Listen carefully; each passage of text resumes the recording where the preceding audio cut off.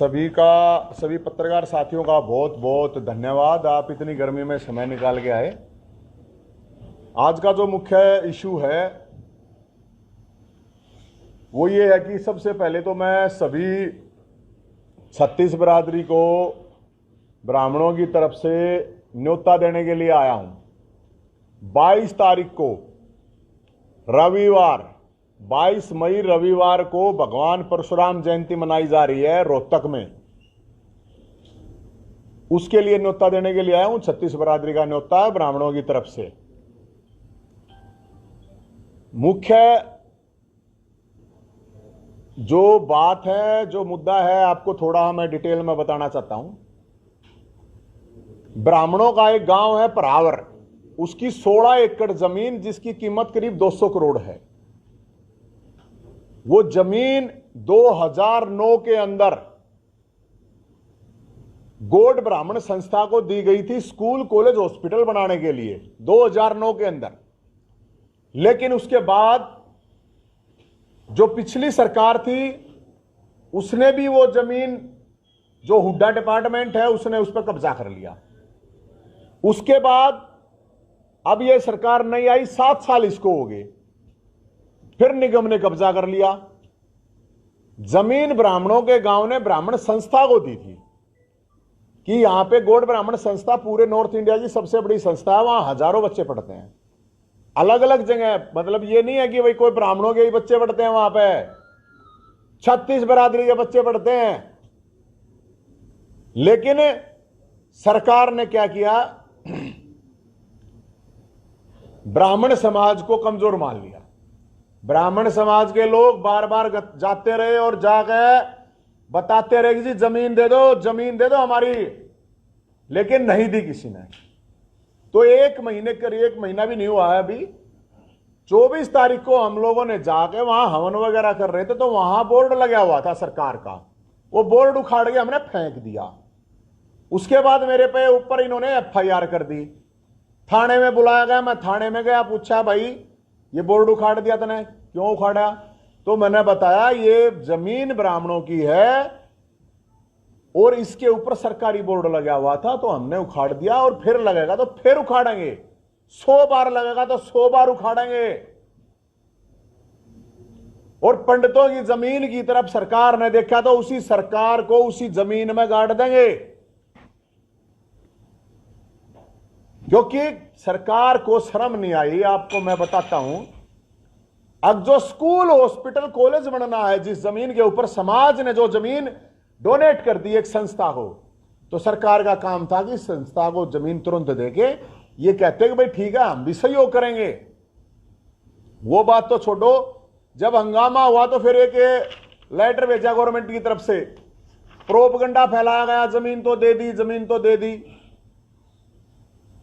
जो सरकार के लोग होते हैं उन्होंने प्रोपगंडा बढ़ाया, यार क्यों, जमीन तो दे दी। लेटर ये आया हुआ था, ये किसी को दिखाया नहीं इन्होंने। इसमें लिख रखा 8 करोड़ 86 लाख रुपए जमा कर दो संस्था, हम जमीन दे देंगे। अरे जमीन हमारी, संस्था हमारी, तुम कौन 8 करोड़ रुपए मांगने वाले? ये कमर्शियल कोई वहां फैक्ट्री थोड़ी लगनी है, कोई हॉल थोड़ी बनना है कि तुम्हारे को 8 करोड़ रुपए देंगे हमें। तो 8 करोड़ रुपए मांगे गए, तो हमने बोल दिया 8 आने भी ना दें, 8 आने भी, 8 करोड़ तो बहुत हैं। तो अब उसी जमीन के ऊपर डंके की चोट पर भगवान परशुराम मंदिर बनेगा और उस जमीन पर कब्जा लेंगे। और उसी दिन 22 तारीख को हमने न्योता दिया है, सारी बिरादरी, सारी पार्टियों को न्योता दिया है। जो इस चीज को मानता है कि भगवान परशुराम मंदिर बनेगा वहां पे, जो ये मानता है स्कूल कॉलेज हॉस्पिटल बनेगा, जो ये मानता है कि ब्राह्मणों की जमीन तुरंत ब्राह्मणों को दी जाए, सबका स्वागत है। मुख्यमंत्री जी को भी न्योता दिया है कि मुख्यमंत्री जी आ जाओ, लेटर ले आओ, देसी घी का भगवान परशुराम का प्रसाद मिलेगा, भंडारा है, मान सम्मान देंगे, कोई प्रॉब्लम नहीं। लेकिन सरकार क्या रोज कोई ना कोई निकलवा देते हैं, हाँ जी धन्यवाद कर दिया जी, देंगे, जल्दी देंगे नहीं, नोटिफिकेशन चाहिए, नोटिफिकेशन। भाषणों से बात नहीं बना यार, भाषणों का हमने कोई फर्क नहीं पड़ा है। और भाई साहब उस दिन पूरे हरियाणा से 1001 तो आओगे फरसादारी, पूरे हरियाणा से। न्याय अगर नहीं मिला तो फरसे तो न्याय लेंगे, फरसे तो न्याय। सरकार सुन लो, कति खुल के कह रहे हैं और सामने कह रहे हैं। और पूरे हरियाणा से भाई सारी बरादरियां का न्योता है, क्योंकि स्कूल अकेला ब्राह्मण के बालक नहीं पढ़ा, मैं खुद जाट संस्था में पढ़ा हुआ हूं, तो सबकी अपनी अपनी संस्थाएं हैं, धर्मशालाएं बनती हैं। तो ये थोड़ी है कि एक समाज के लिए होती है, सबके लिए होती हैं। लेकिन सरकार मेरे को समझ में नहीं आ रहा। अब सरकार तो हमने 22 तारीख का न्योता दिया है। अब मुख्यमंत्री जी भी आए, पूर्व मुख्यमंत्री जी भी आए, जो ये मानते हैं कि ब्राह्मणाई वोट है तो सारा समाज ये भी देखेगा उड़ा कौन सपोर्ट में खड़ा है और कौन नहीं खड़ा है। सरकार आराम से दे रही है जमीन तो ठीक है, अगर सरकार नहीं दे रही है जमीन तो हम अपने दम पर लेंगे, इसमें कोई किसी भी तरह की कोई शंका नहीं है।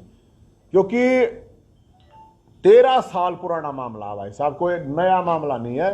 13 साल ब्राह्मण समाज हाथ जोड़ते जोड़ते, अब ब्राह्मण समाज हाथ जोड़ के जमीन नहीं लेगा, सरकार के हाथ तोड़ के लेंगे, तोड़ के नहीं जोड़ेंगे हाथ हम। अगर सरकार को यह वहम है कि वहां 100-200 ब्राह्मणों को बुलाओ, वो हाथ जोड़े सरकार के सामने और वो ये कहें कि जी जमीन हमारे को दे दो, जी राजा साहब मुख्यमंत्री जी जमीन हमारे को दे दो, बिल्कुल नहीं जोड़ेंगे आप। अपने दम पे, कति फरसे के दम पे लेंगे। और हमने सबको कहा है 22 तारीख को रोहतक एक फरसा और एक ईट, वो साथी जो भी आवे वहां पे एक फरसा और एक ईट लेगा आवे, ताकि वह भगवान परशुराम मंदिर बनाएगा, स्कूल कॉलेज हॉस्पिटल बनाएगा। तो न्योता देना आए हैं जी हम, तो आप सब का भी न्योता है। और आप लोगों के लिए भी बता देता हूं, सरकार जो ये डिजिटल वाले पत्रकार हैं, अपने यूट्यूबर हैं, फेसबुक है, सुन लियो, आप लोगों ने भी दबाना चाहोगी, मैं आप लोगों के साथ खड़ा हूं। पहली बात तो आप लोग क्रांतिकारी काम करते हो, विपक्ष का काम करते हो, लोगों की समस्याएं बताते हो, उठाते हो, सरकार को होना तो आपको सरकार का काम कर रहे हो, ताकि पता चले सरकार को कि यहाँ समस्या है, ताकि सरकार उसका समाधान करे। अब धीरे धीरे आप लोगों पर प्रतिबंध लगा दिया जाए कि ताकि आप कड़वे सवाल पूछो, सरकार ने वो अच्छे लागते को ना।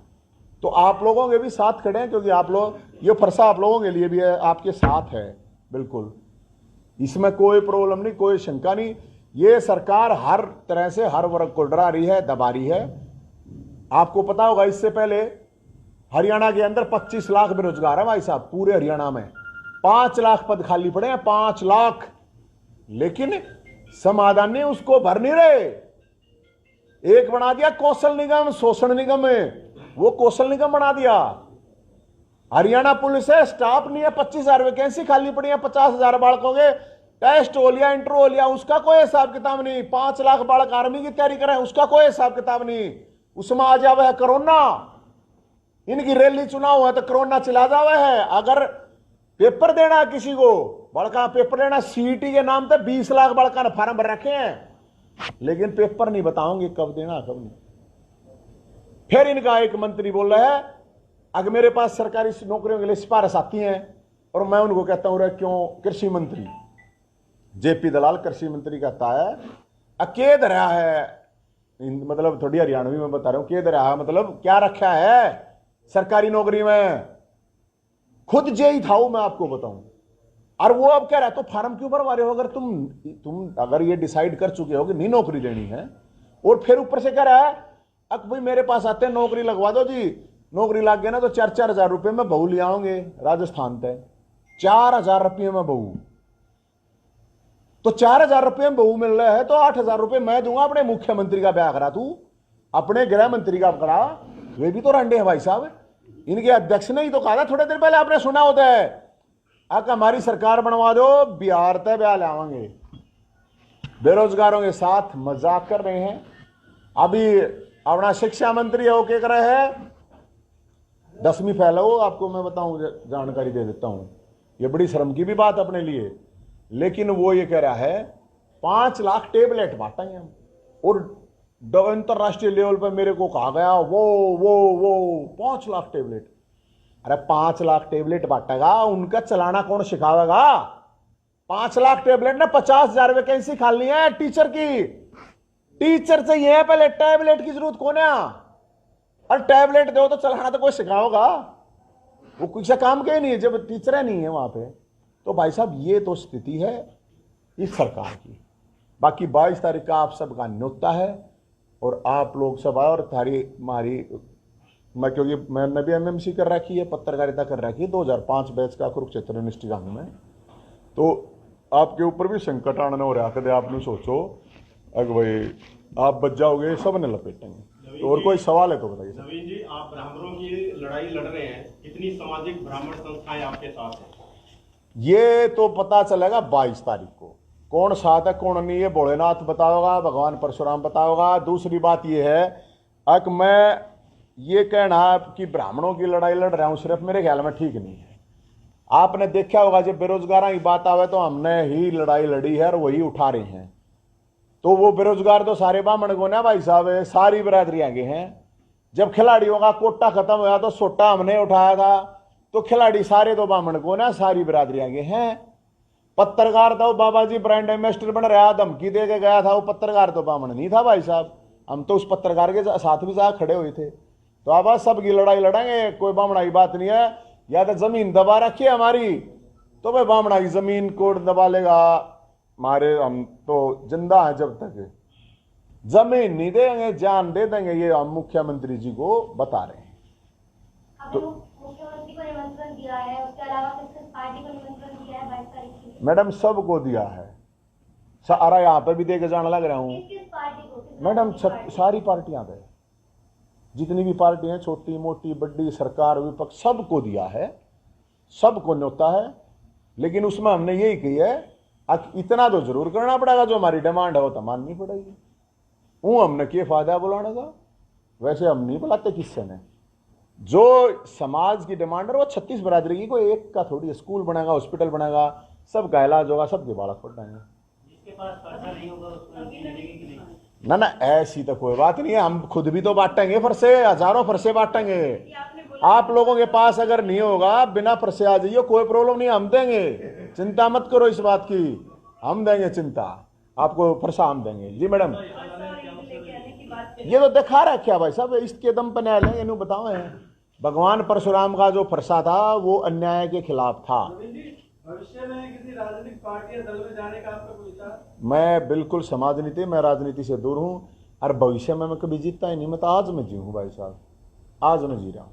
नवीन जी, आपने कहा कि भविष्य में नहीं जाएंगे, तो क्या आम आदमी पार्टी से मोह इतना ज्यादा भंग हो गया कि आप किसी भी राजनीतिक पार्टी की तरफ रुख नहीं करना चाहते? मेरा मैडम राजनीति का मोह भंग हो गया, मैं क्या करूँ बताओ। नहीं, आखिरी पार्टी आपकी नहीं, मेरी तो पहली आखिरी ने छोड़ो, मैं तो ये कह रहा हूँ राजनीति का मोह भंग हो रहा है। ये भोलेनाथ ने आदेश दे रखा तो मैं क्या करूँ बताओ, भोलेनाथ जो आदेश देगा वो मान लूंगा। कभी ऐसा तो नहीं आप भोलेनाथ के वहाँ पे नवीन जी, भगवान परशुराम विष्णु जी, आप भोलेनाथ को क्या शुरुआत दे दी आपको? अरे भाई साहब भोलेनाथ ने तो दिया था फरसा भगवान परशुराम को, आपने पता नहीं के? तो है, लेकिन आप जो है आदेश तो विष्णु देंगे आप। हाँ तो भाई भोले, एक बात बताओ, भगवान परशुराम को फरसा देने वाले तो भोलेनाथ हैं। गुरु थे उनके। अच्छी बात करो, वो उनके गुरु जी थे, मारे दोनों गुरु जी हैं, अच्छी बात करो। नवीन जी, इसमें सिर्फ हरियाणा के ही लोग आएंगे या बाहर भी आपको निमंत्रण दिया किसी को? मन्नत है, सारी दुनिया तो निमंत्रण दे रखा है भाई साहब, जिसने आना है सम्मान करेंगे, सब ने माला पराऊंगा, मान सम्मान में कोई कमी नहीं होगी किसी भी तरह की। कोई भी आओ भाई साहब, हमने जो जिंदा है वो आएगा बस। कितने लोगों को आने का, मतलब कितने लोगों का आने का अनुमान मान रहे हैं आप? ये मन नहीं पता भाई साहब, कुछ कोई अंदाजा सही बताऊं, देख मैं बताऊं भाई साहब, अरेंजमेंट था। FIR भी दर्ज हो गई है। हाँ तो हो जाओ, वाले डंडे लेकर पहुंच गए। अच्छी बात करो, फरसा रहा यार भाई साहब, न्यू कोई अच्छी बात है, डरे थोड़ी है हमें। अरे पुलिस वाले भी अपने भाई हैं, वो पुलिस वाले तो सारे न्यू कहते बहुत बढ़िया काम कर रहा है, पुलिस वाले तो दुखी हो रहे हैं, उनका स्टाफ इतना, वो आधा VIP ड्यूटी में लगा रहा है, ऊपर तो जनता की सुरक्षा वो नहीं कर पाते। बहुत सारे लोग आएंगे, आपने मतलब सबको इनविटेशन दिया है, मंत्री संतरी सभी को दिया, तो किस तरह की व्यवस्था रहेगी? भाई साहब प्रसाद है, उड़े थे, पानी है, बैठने में कुर्सी मिल जाएगी, और तो कोई स्पेशल व्यवस्था तो कुछ नहीं बना है। प्रसाद है, देसी घी का प्रसाद। कितने आदमियों के प्रसाद का व्यवस्था किया आपने? भाई साहब आदमी की व्यवस्था तो हमने तो कोशिश तैयार है, नुका यार प्रसाद खत्म नहीं हुआ यार, 20-25 हजार आदमी आता ही तो कोई प्रॉब्लम है नहीं, ज्यादा आ गया तो भाई साहब फिर तो कोई बात नहीं, कह देते व्रत भी कर लेंगे, की बात होगी। 22 को आपने निमंत्रण दिया तमाम पार्टियों को, क्या 29 मई का कुरुक्षेत्र में आम आदमी पार्टी की रैली का निमंत्रण आपको आया है? मैडम मैं हूँ ही नहीं राजनीति में, तब मैं क्या तय अच्छी बात करो, मैं क्यों नोते गालता लूंगा, मेरे पास है ही नहीं, बताओ। मैं भाई राजनीति से दूर हूँ तो उसमें कोई लेना देना है नहीं मेरा। मन भर गया भाई साहब, क्या बताऊं।